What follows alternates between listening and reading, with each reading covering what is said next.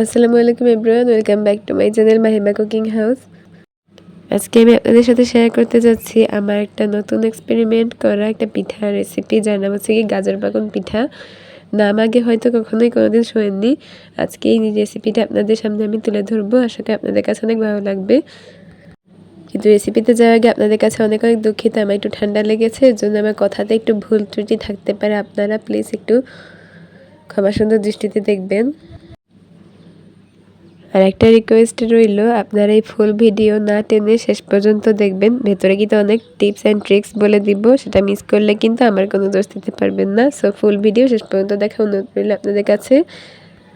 এবং যারা এখন আমার চ্যানেলটি সাবস্ক্রাইব না করেই দেখছেন, তারা এখনই সাবস্ক্রাইব করে আসুন এবং বেল আইকনটি বাজিয়ে দিবেন এবং ভালো লাগলে লাইক কমেন্ট শেয়ার করবেন। সো এত কথা না বাড়িয়ে চলুন আমরা এখন আমাদের মূল রেসিপিতে চলে যাই। সো ফার্স্টে আমি এখানে গাজর কেটে ধুয়ে ব্লেন্ড করে নিয়েছি। সেই গাজরের যে কিউরিটা সেটা আমি একটা কড়াইতে দিয়ে দিয়েছি। এরপরে সামান্য একটু লবণ দিয়ে এটাকে জাল করে নিয়েছি। কিছুক্ষণ পরে জাল করতে করতে তারপর আমি এখানে চিনি আমার পরিমাণ মতো দিয়ে নিয়েছি। সাথে দিয়ে দিচ্ছি এখানে দারচিনি গুঁড়া। এই দারচিনি গুঁড়াটা কিন্তু আমি নিজে তৈরি করেছি, এটা আমি এখন দিয়ে দিলাম। এটা দিলে স্মেলটা আর কি অনেক সুন্দর আসবে। ভেতরে চাইলে আপনার গুঁড়ো দুধ, নারকেল কোড়ো এগুলো কিন্তু দিতে পারেন। এগুলো দিলে কিন্তু এই পিঠাটা খেতে আরও টেস্টি হবে। সো আমি এখানে আপনাদেরকে সিম্পলভাবেই তৈরি করে দেখাচ্ছি। এরপর আমি এখানে ময়দা দিয়ে দিয়েছি প্রায় 2 কাপের মতো। যতটুকু পরিমাণ গাজরে এই কিউরিটা ছিল ততটুকু পরিমাণ বুঝে আমি এখানে আমার ময়দা পরিমাণটা দিয়ে নিয়েছি। আপনারা কিন্তু চাইলে এখানে শুকনো চালের গুঁড়ো দিয়েও তৈরি করতে পারেন। এবার আমি এটাকে ভালোভাবে হাত দিয়ে মুছে নিয়েছি। তারপর এটাকে হাতে নিয়ে গোল গোল করে তারপরে নকশি যে সাজগুলো বাজারে অ্যাভেলেবল কিনতে পাওয়া যায় সেগুলোর মাঝখানে দিয়ে চাপ দিয়ে ডিজাইন তৈরি করে নিয়েছি। আপনারা কিন্তু চাইলে হাত দিয়েও ডিজাইন তৈরি করে নিতে পারেন। তারপরে তেলে ব্রাউন করে ভেজে উঠিয়ে নিয়েছি।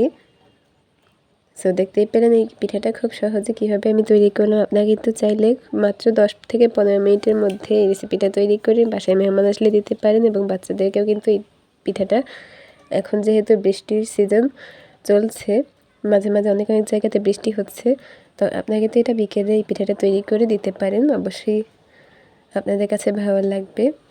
আর পিঠাটা কিন্তু ভেতরটা যতটা নরম জুসি আর বাইরেটা কিন্তু ততটাই ক্রিসপি।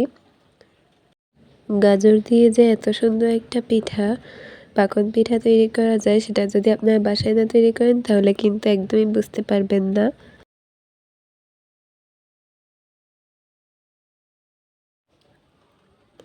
আমরা এই পিঠাটা খাওয়ার পরে মনে হচ্ছে যেন এটা আমি গুঁড়া দুধ দিয়ে তৈরি করেছি, কিন্তু আসলে কিন্তু আমি কোনো গুঁড়ো দুধ, নারকেল কোড়া, নারকেল অথবা কোনো কিছু আমি এখানে ইউজ করি না। আপনারা কিন্তু এইগুলো ইউজ করতে পারেন, তাহলে কিন্তু এটা খেতে আরও অনেক টেস্টি হবে। জাস্ট এইটুকু হালকা অল্প কিছু উপকরণই এত টেস্টি হয়েছে, না জানি ওই দুটো জিনিস দিলে কতটা টেস্টি হবে। চাইলে আপনি এখানে সুজি অ্যাড করতে পারেন, সুজি অ্যাড করলে কিন্তু খেতে এই পিঠাটা আরও টেস্টি হবে। সো আপনাদের কাছে এই পিঠাটা কেমন লেগেছে অবশ্যই কিন্তু কমেন্টে জানাবেন। আমার বাসায় কিন্তু সবার কাছেই পিঠাটা অনেক ভালো লেগেছে। সো আজকের মতো আপনাদের কাছ থেকে এখানেই বিদায় নিচ্ছি। সবাইকে আমার ফুল ভিডিওটা দেখার জন্য অনেক অনেক ধন্যবাদ। এতক্ষণ যারা সঙ্গে ছিলেন তাদেরকে আজকে আমি বিদায় জানিয়ে এখানেই আমার ভিডিওটি শেষ করছি। সবাই ভালো থাকবেন, সুস্থ থাকবেন। নেক্সট ভিডিও নিয়ে আপনাদের সঙ্গে হাজির হব। ততক্ষণ পর্যন্ত আল্লাহ হাফেজ।